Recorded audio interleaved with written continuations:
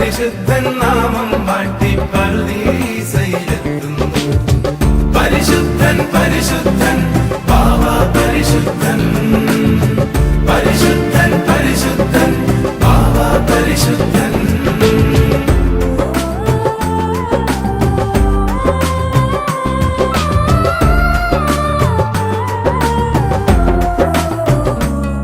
മലയാളത്തിന്റെ പുണ്യനദിയായ പമ്പ എരമല്ലിക്കരയിൽ രണ്ടായി പിരിഞ്ഞ് പന്നായി പാലത്തിന് കിഴക്ക് വീണ്ടും സന്ധിക്കുന്നു. ഇതിനിടയിൽ 7 ചതുരശ്ര കിലോമീറ്റർ വിസ്തൃതിയുള്ള ചെറുദ്വീപ് പരുമല. ഈ പുഴയോരത്തുകൂടി 1.5 നൂറ്റാണ്ട് മുമ്പ് ചിറകടിച്ചുപോയ ഒരു സ്വർഗവാതിൽ പക്ഷിയുടെ കഥയാണിത്. പാവനമായ ഏത് ജീവിതത്തെയും പരാമർശിക്കുമ്പോൾ തർക്കങ്ങൾ ഉണ്ടാവുക സ്വാഭാവികം. അത്തരം തർക്കങ്ങളിൽ ഭാഗഭാക്കാകാനോ പക്ഷം ചേരാനോ ഉള്ള ശ്രമമല്ല ഇത്. മാനവരാശിക്ക് മുഴുവൻ മാതൃകയാകേണ്ട ഒരു ശ്രേഷ്ഠ ജീവിതത്തെ പുതിയ തലമുറയ്ക്ക് മുന്നിൽ വരച്ചു കാട്ടാനുള്ള ഉദ്യമം മാത്രം. കടലിനെ ഒരു കൈക്കുടന്നയിൽ ഒതുക്കാനാവില്ലെന്ന തിരിച്ചറിവോടെ സവിനയം.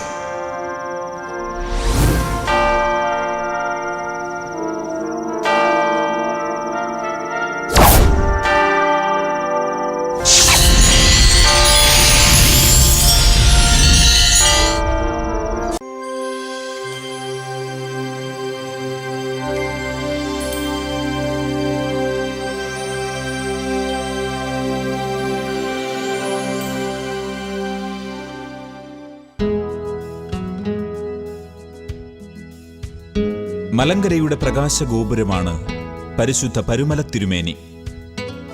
മലങ്കര യാക്കോബായ ഓർത്തഡോക്സ് സുറിയാനി സഭകളിലെ ഏതൊരു വിശ്വാസിക്കും ഈ പരിശുദ്ധൻ ഐശ്വര്യത്തിനും ശ്രേയസ്സിനും നിദാനമാണ്. ജാതിമതഭേദമന്യേ നിരാലംബരുടെയും അശരണരുടെയും ആശാകേന്ദ്രമാണ് പരുമല തിരുമേനി. തന്റെ പൗരോഹിത്യ ജീവിതത്തിൽ അടിയുറച്ച വിശ്വാസത്തിന്റെയും തീഷ്ണഭക്തിയുടെയും വിളനിലമായിരുന്നു ഈ താപസ ശ്രേഷ്ഠൻ.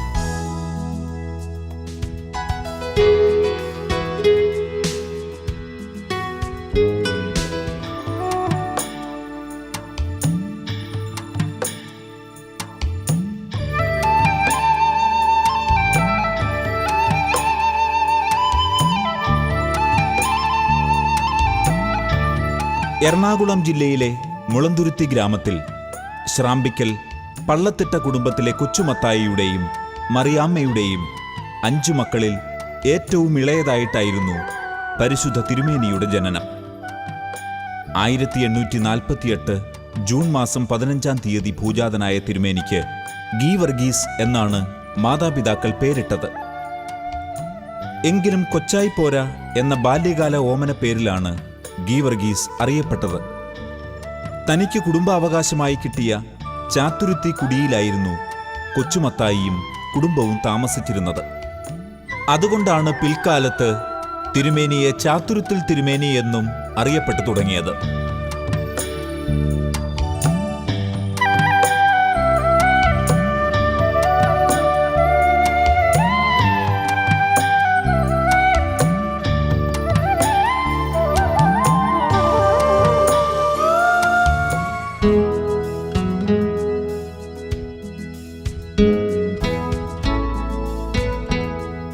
മുളന്തുരുത്തി മാർത്തോമൻ പള്ളി പുരാതനമായ ഈ ദേവാലയമാണ് പരുമല തിരുമേനിയുടെ ഇടവക. ഈ പുണ്യപിതാവിന്റെ ആത്മീയ വളർച്ചയിൽ ഒരു നിർണായക പങ്ക് ഈ ദേവാലയത്തിനും അന്നത്തെ വികാരിയായിരുന്ന ഗീവർഗീസ് മൽപ്പാൻ അച്ഛനുമാണ്.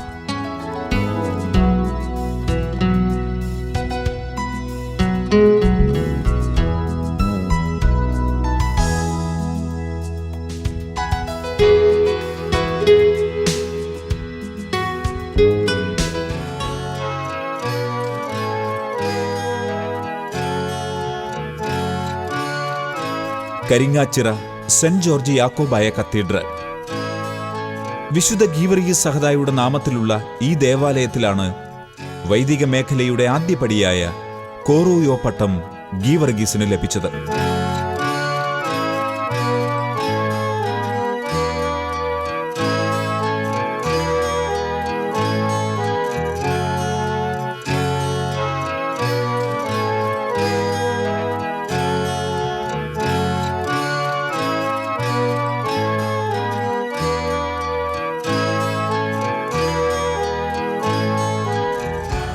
2.5 വർഷക്കാലം സെമിനാരിയിൽ വിദ്യാർത്ഥിയായിരുന്നു ഷമ്മാശൻ. പിന്നീട് സെമിനാരി വിദ്യാഭ്യാസത്തിന് ശേഷം മുളന്തുരുത്തിയിലേക്ക് തന്നെ ഗീവർഗീസ് ഷമ്മാശൻ മടങ്ങി. ഈ അവസരത്തിലാണ് മൽപ്പാനച്ചന് വസൂരി ബാധ പിടിപെട്ടത്.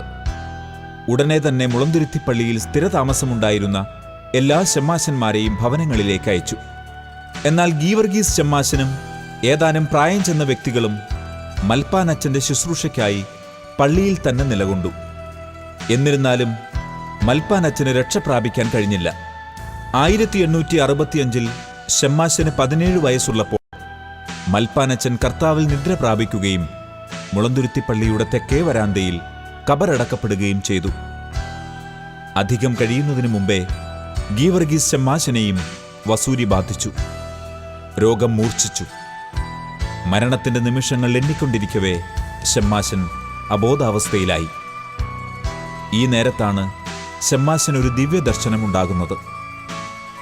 ദൈവമാതാവായ പരിശുദ്ധ കന്യകാമറിയം ഷമ്മാശന്റെ അരികെ വന്നു നിൽക്കുന്നതും മാതാവ് ഷമ്മാശനോട് ഉടനെ പൂർണ്ണമായും വസൂരിയിൽ നിന്ന് വിമുക്തമാകുമെന്നും അത് കഴിഞ്ഞാൽ ശിഷ്ടായുസ് മുഴുവനും പൗരോഹിത്യ ശുശ്രൂഷകൾക്കും ദൈവവേലയ്ക്കും മാറ്റിവെക്കണമെന്നും പറയുന്നതായി കേട്ടു.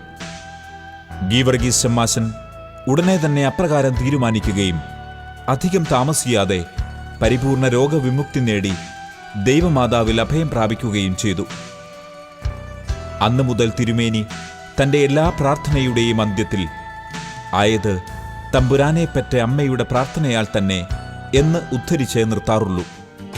മുളന്തുരുത്തി ആസ്ഥാനമായി സഭാകാര്യങ്ങൾ നിർവഹിച്ച കൂറിലോസ് ബാവ ഗീവർഗീസ് ഷമ്മാശനിൽ പൂർണ്ണ തൃപ്തനാവുകയും അദ്ദേഹത്തിന് കശിശ പട്ടം നൽകുകയും ചെയ്തു.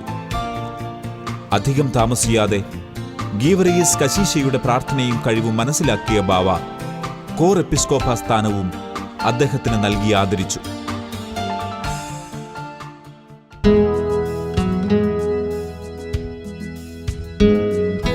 മരുഭൂമിയിലെ നക്ഷത്രമെന്നറിയപ്പെടുന്ന മാർ അന്തോണിയോസിന്റെ ജീവിതശൈലിയിൽ ആകൃഷ്ടനായ ഗീവർഗീസ് എപ്പിസ്കോപ്പയുടെ ലക്ഷ്യവും അഭിലാഷവും തീവ്രമായ വ്രതാനുഷ്ഠാനങ്ങളിലും യാമപ്രാർത്ഥനകളിലും മാത്രം ഏർപ്പെട്ട് ജീവിതം മുന്നോട്ട് കൊണ്ടുപോവുക എന്നതു മാത്രമായിരുന്നു. ഇതിനായി ഒരു ഏകാന്ത ജീവിതത്തിന് കോർ എപ്പിസ്കോപ്പ തെരഞ്ഞെടുത്തത് മുളന്തുരുത്തി പള്ളിയുടെ കീഴിലുള്ള വെട്ടിക്കൽ ദയറയായിരുന്നു. തീർത്തും അവഗണിക്കപ്പെട്ടും വരുമാന മാർഗങ്ങളൊന്നുമില്ലാതെ കിടന്നിരുന്ന സ്ഥലമായിരുന്നു വെട്ടിക്കൽ ദയറ.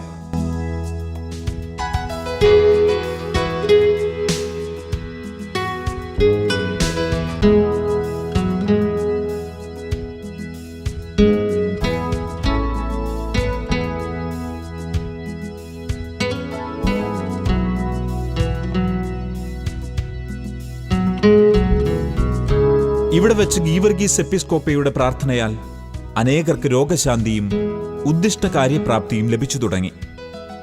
അതോടെ ആരാധനയ്ക്കും പ്രാർത്ഥനയ്ക്കുമായി ഇവിടത്തേക്ക് ഒട്ടേറെ പേർ എത്തിത്തുടങ്ങി. താമസിയാതെ ഒരു തീർത്ഥാടന കേന്ദ്രമായും ഈ ദേറാപ്പള്ളി ഉയർന്നു. പ്രാർത്ഥനയോടും വ്രതാനുഷ്ഠാനങ്ങളോടൊപ്പം തന്നെ എപ്പിസ്കോപ്പ ഒട്ടേറെ വൈദിക വിദ്യാർത്ഥികൾക്ക് വിജ്ഞാനം പകർന്നു നൽകാനും തുടങ്ങി.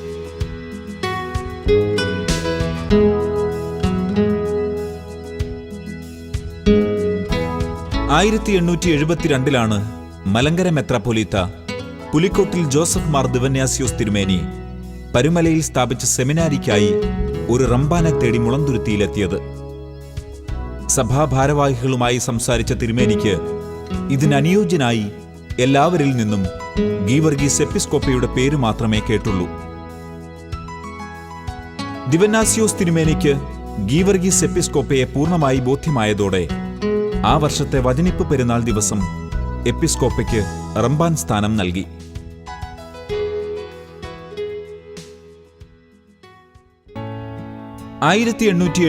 ൽ പരുമല സെമിനാരിയിൽ കൂടിയ ആദ്യ പള്ളി പ്രതിപുരുഷ യോഗത്തിന്റെ ചുമതല നിർവഹിച്ചത് ഗീവർഗീസ് റംബാനായിരുന്നു. ഈ യോഗമാണ് അന്ത്യോഖ്യാധിപനെ മലങ്കരയിലേക്ക് എഴുന്നള്ളാനായി ക്ഷണിച്ചത്. ഈ ക്ഷണപ്രകാരം പരിശുദ്ധ പത്രോസ് തൃതീയൻ പാത്രിയാർക്കീസ് ബാവയും യെരുശലേം മെത്രാപ്പൊലീത്ത അബ്ദുല്ല ഗ്രിഗോറിയോസും മലങ്കരയിൽ എഴുന്നള്ളിയത്. 1876 പത്രോസ് തൃതീയൻ പാത്രിയാർക്കീസ് ബാവ മുളന്തുരുത്തി പള്ളിയിൽ വിശുദ്ധ മൂറോൻ കൂദാശ നടത്തുകയും ചെയ്തു. ഈ സമയങ്ങളിൽ ബാവായുടെ സെക്രട്ടറിയായിരുന്നു റമ്പാൻ. ഈ വർഷം തന്നെയാണ് പാത്രിയാർക്കീസ് ബാവ മുളന്തുരുത്തി പള്ളിയിൽ ഒരു സുന്നഹദോസ് വിളിച്ചുകൂട്ടിയത്. മലങ്കര സഭയിലെ നിർണായക വഴിത്തിരിവായി മാറിയ ഈ സുന്നഹദോസിന്റെ പൂർണ്ണ സംഘാടകൻ വന്യ ഗീവർഗീസ് റമ്പാനായിരുന്നു. ഈ സുന്നഹദോസിലാണ് ഭരണ സൗകര്യത്തിനായി 7 ഭദ്രാസനങ്ങൾ രൂപീകരിക്കാനും അതിനായി ഗീവർഗീസ് റമ്പാനടക്കം 6 പേരെ മെത്രാനായി വാഴിക്കാനും തീരുമാനിച്ചത്. ഇതിൽ നിരണം ഭദ്രാസനത്തിനായിട്ടായിരുന്നു ഗീവർഗീസ് റമ്പാനെ തെരഞ്ഞെടുത്തത്. 1876 ഡിസംബർ 10 ഈ ദിവസമാണ് ഗീവർഗീസ് റമ്പാൻ മേൽപ്പെട്ട സ്ഥാനത്തേക്കുയർന്നത്. ചരിത്രമുറങ്ങുന്ന വടക്കൻ പറവൂർ സെന്റ് തോമസ് യാക്കോബായ പള്ളിക്കാണ് ഈ ദൈവദാസന്റെ മെത്രാഭിഷേക ശുശ്രൂഷയ്ക്കുള്ള ഭാഗ്യം ലഭിച്ചത്.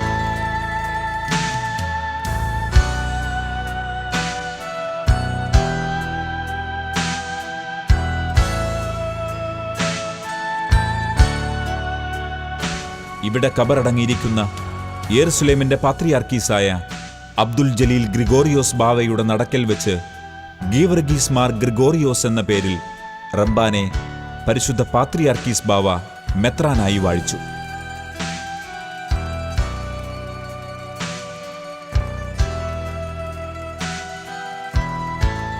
മലങ്കരയിൽ വാഴിച്ച 6 മെത്രാന്മാരിലും ഏറ്റവും പ്രായം കുറഞ്ഞതാകയാൽ കൊച്ചു തിരുമേനി എന്ന വിളിപ്പേരും അദ്ദേഹത്തിന് ലഭിച്ചു. 29 വയസ്സ് മാത്രമായിരുന്നു തിരുമേനിക്ക്. കൊച്ചു തിരുമേനിയുടെ അചഞ്ചലമായ ദൈവഭക്തി, അഗാധമായ സുറിയാനി പാണ്ഡിത്യം തുടങ്ങിയവ മനസ്സിലാക്കിയ പാത്രിയാർക്കീസ് ബാവയ്ക്ക് തിരുമേനിയെ യെരുശലേമിലേക്ക് കൊണ്ടുപോകണമെന്നുണ്ടായിരുന്നു. അതുകൊണ്ടാണ് അദ്ദേഹത്തിന് യെരുശലേമിന്റെ പാത്രിയാർക്കീസിന് മാത്രമുണ്ടായിരുന്ന വിശിഷ്ട നാമധേയമായ മാർ ഗ്രിഗോറിയോസ് കൊച്ചു തിരുമേനിക്ക് നൽകിയതെന്നും കരുതപ്പെടുന്നു. എന്നാൽ പുലിക്കോട്ടിൽ തിരുമേനിയുടെയും മറ്റു വൈദികരുടെയും പ്രേരണയാൽ കൊച്ചു തിരുമേനിയെ നിരണം ഭദ്രാസനത്തിൽ നിലനിർത്തുകയാണുണ്ടായത്. പരുമല, പമ്പാനദിയുടെ തീരത്തെ ഈ മനോഹര നാടാണ് തിരുമേനി തന്റെ ആസ്ഥാനമായി തെരഞ്ഞെടുത്തത്. ഇവിടുത്തെ സെമിനാരിയിൽ താമസിച്ചാണ് തിരുമേനി ഭരണകാര്യങ്ങൾ നടത്തിയത്.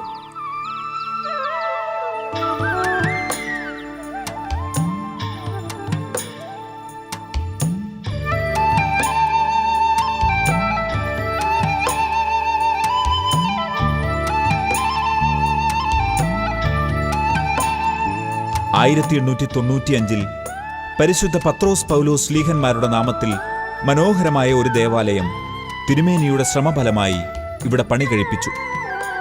ഇന്ന് ഈ ദേവാലയം മലങ്കരയിൽ മറ്റെങ്ങും ദർശിച്ചിട്ടില്ലാത്ത വാസ്തുശില്പകലയിൽ പുനർനിർമ്മിച്ചിരിക്കുന്നു.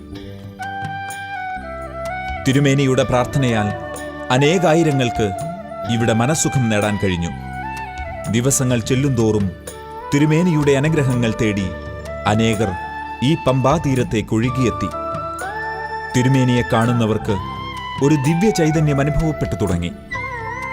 ദൈവിക സിദ്ധിയാൽ അത്ഭുതങ്ങൾ വാരിച്ചൊരിയാൻ തുടങ്ങി. ജ്വരം, അപസ്മാരം, പിശാചുബാധ, ഭ്രാന്ത് തുടങ്ങിയവയിൽ നിന്നെല്ലാം ഒട്ടേറെ പേർക്ക് തിരുമേനിയാൽ സൗഖ്യം ലഭിച്ചു. പരിപാവനമായ ആ കൈമുത്താൻ ജനസഞ്ചയങ്ങൾ പല ദിക്കുകളിൽ നിന്നും അങ്ങോട്ടേക്കെത്തി. അശരണർക്ക് ആശാ കേന്ദ്രത്തോടൊപ്പം തന്നെ ഒട്ടേറെ വൈദിക വിദ്യാർത്ഥികൾക്ക് ആത്മീയ ഗുരുവുമായിരുന്നു തിരുമേനി. അവരിൽ പലർക്കും ഷമ്മാശപ്പട്ടവും കശീശപ്പട്ടവും തിരുമേനി നൽകിയെന്നുള്ളതും ശ്രദ്ധേയമാണ്. തിരുവിതാംകൂറിൽ സ്ഥിരതാമസമാക്കിയതിന്റെ ഫലമായി ഇംഗ്ലീഷ് വിദ്യാഭ്യാസത്തെക്കുറിച്ച് മനസ്സിലാക്കുകയും അത് പ്രചരിപ്പിക്കുന്നതിനായി വിദ്യാലയങ്ങൾ സ്ഥാപിക്കുന്നതിനും തിരുമേനി ശ്രദ്ധ പതിപ്പിച്ചു. അതിലൊന്നാണ് തിരുവല്ലയിലെ ഈ MGM ഹൈസ്കൂൾ. ഇവിടെ കൂടാതെ മുളന്തുരുത്തി, കുന്നംകുളം എന്നിവിടങ്ങളിലും തിരുമേനിയാൽ വിദ്യാലയങ്ങൾ ആരംഭിച്ചു. 1902 നവംബർ 2 ഒരു സൂര്യ തേജസ് അണഞ്ഞു. ലോകം മുഴുവൻ അന്ധകാരത്തിലാക്കി. എങ്ങും ദുഃഖമണിനാദം മുഴങ്ങി. പമ്പയിലെ ഓളങ്ങൾ നിലച്ചു. എങ്ങും കണ്ണീർ മാത്രം. ആത്മീയ മേഖലയുടെ വ്യാപ്തിയും തീഷ്ണതയും ലോകം മുഴുവൻ മനസ്സിലാക്കി കൊടുത്ത തിരുമേനി വിശ്വാസികളെ സാക്ഷി നിർത്തി 59-ാം വയസ്സിൽ ഈ ലോകത്തോട് വിട പറഞ്ഞ് തന്റെ സ്വർഗീയ ദൈവത്തിന്റെ അടുക്കിലേക്ക് നീങ്ങി.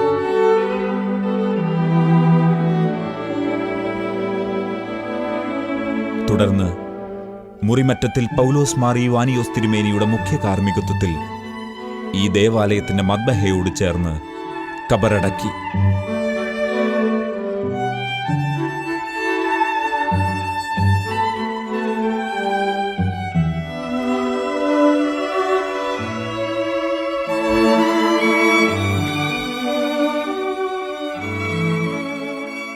നേർച്ച കാഴ്ചകളുമായി കത്തുന്ന മെഴുകുതിരികളുമായി കണ്ണീരോടെ തിരുമേനിയുടെ സന്നിധിയിൽ ഹൃദയം നീറി പ്രാർത്ഥിക്കുമ്പോൾ ഓരോ വിശ്വാസിക്കും ദൈവകൃപയുടെ വരങ്ങൾ ചൊരിയുകയാണ്. അതെ, ഒരു പുണ്യവാനെന്ന നിലയിൽ കൈക്കൊള്ളുന്നവന് പുണ്യവാന്റെ പ്രതിഫലം ലഭിക്കും.